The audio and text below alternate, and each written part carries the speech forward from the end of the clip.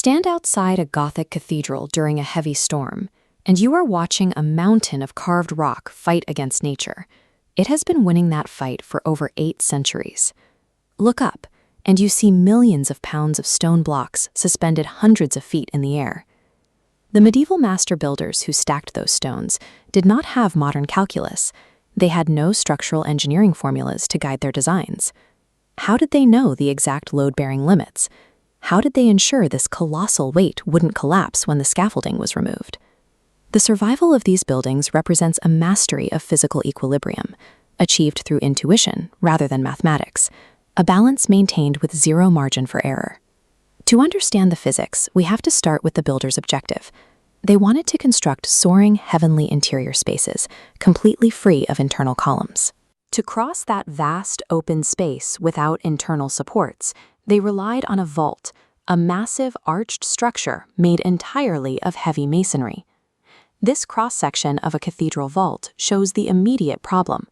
Gravity pulls all that heavy stone weight straight downward. Because the vault is curved, that kinetic energy cannot drop straight to the floor.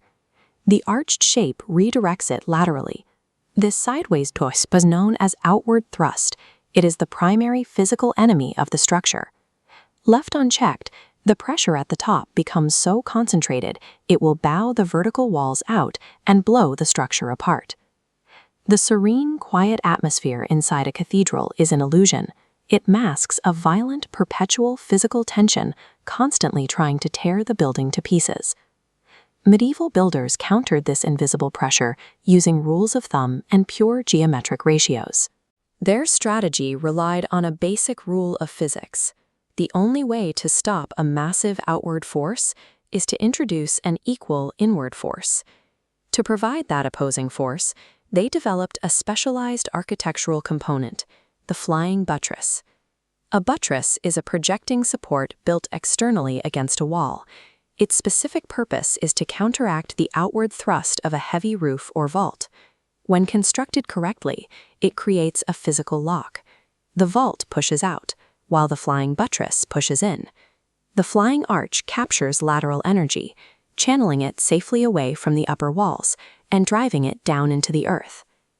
The building remains standing because it is locked in a perpetual stalemate. These opposing destructive forces neutralize each other.